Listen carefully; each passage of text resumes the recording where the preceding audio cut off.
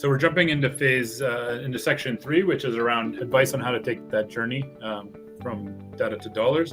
So if we want to jump to the next stages, a couple of messages before I jump in that I would, universal messages that I would emphasize is one is that this does not take years to do the program, similar to what Katja displayed, but creating value from prescriptive analytics, you should be thinking in months, not years. I think often these efforts can get crushed when they get stretched out too long, and speed and momentum is your friend when you're trying to execute these things. So they can be executed much faster than you expect, and we'll take you through a typical or illustrative timeline here. But the idea here is these steps are kind of stage gates we would recommend to anybody. And we would really recommend around breaking it up into stage gates with defined criteria to proceed to the next one. Because again, this kind of false starts and stop and starts is not helpful for building momentum and getting execution going. So you want to make sure you're ready for the next phase before you go into it. When we do these kind of programs, we always start with what we call a high value check. Whether you're getting help from an external party or whether you're doing it yourself, you want to make sure before you get into it that you're, the purpose of this step is kind of asking ourselves 3 questions. One is it possible? Do we have the data? Can we actually do this? Number 2 is there enough value there to warrant the effort? Is it worth proceeding? And then number 3 would be, is it the right move for the particular client to do? And if the answer is yes, then you would proceed on to the next level. So really, in terms of the high value check, what we're trying to get a sense of there, we're typically doing some analysis of the client data, trying to understand, generally understand the operation. Where's the bottleneck? What other factors do we need to know? Ideal world, we're getting to, see the control room operators, see the operations in real life to understand what operations is like. And then there's 3 main activities going on during these high value checks before you start any substantive work. One is really figuring out, what's the health of the data? Is the data ready to do this exercise? And again, this is kind of your first high level click. It's not necessarily going down into the micro level of detail, but just checking of, do we actually have decent data? Can we do this exercise? The second one is trying to get an indicative estimate of what's the value potential here. What's incremental production worth, and do we think the opportunity would fall within like high, medium, or low potential? So you're looking at things like, what's the variability of your input feed? What's the variability of the output grades and recoveries? How frequently are set point changes? Consistency across the crews. Does a new operator come in and start changing all the settings to the way they like it? So all these things, those are some illustrative examples, are the things we look for and the things you should be looking for when you're trying to get a sense of how much potential improvement is there in recovery, for example. And then you also want to assess how hard is this journey going to actually be, trying to get a sense of, what are the other competing priorities, level of buy-in and alignment around the leadership team and the key stakeholders at a site. Do they have negative attitudes towards the stuff from day one that you're going to need to overcome? And have there been any other previous attempts? Ultimately, what's the big one is, what's the maturity of the system, the management system as a whole, and the management practices. So, in a couple of days, you should be able to get to that, the answers to those 3 questions of, is it possible to proceed?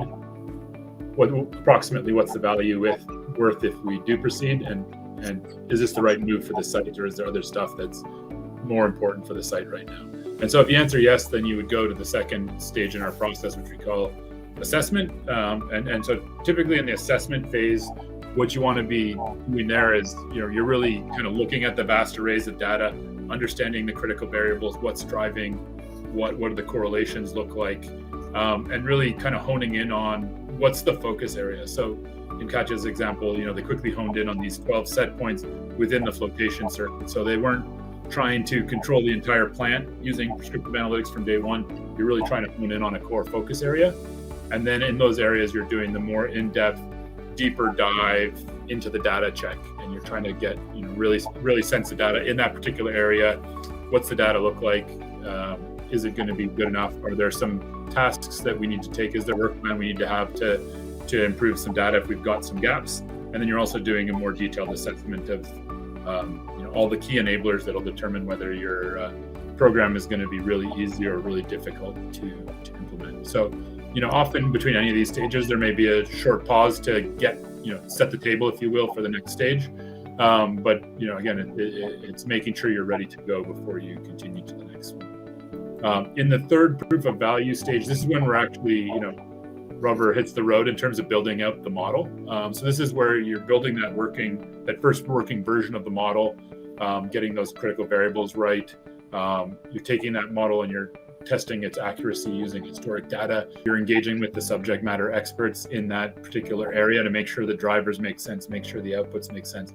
And then typically what we'd do here is we'd actually simulate the plant's operation over a year using historic data to say, okay, how do you run the plant? How would the model predict you should run the plant? What's the delta between the outcomes you would get if you were running it based on model prescriptions versus doing it based on how you ran it, to really refine, what's the size of the prize in terms of the ROI. And so typically when you're coming out of that proof of value, you've confirmed the accuracy of the model, you've validated it with the subject matter experts, you got a more confident number of what the benefits and return on investment is for implementation, and you've got a decent plan around implementation. You know specifically what tweaks to the model that you want to do, as well as what are all of the changes you need to make to the management systems, to the routines, to the behaviors, to people's KPIs and roles in order to successfully implement. That's essentially the proof of value stage. And again, we're talking a month and a half here, ballpark, of when you've got a working model and you're ready to start actually executing and creating value. So then that takes us to the last phase. So once you've got all that, once you can tick all those boxes, only then would I start with the implementation. And here is where you're starting to put that model into live operation.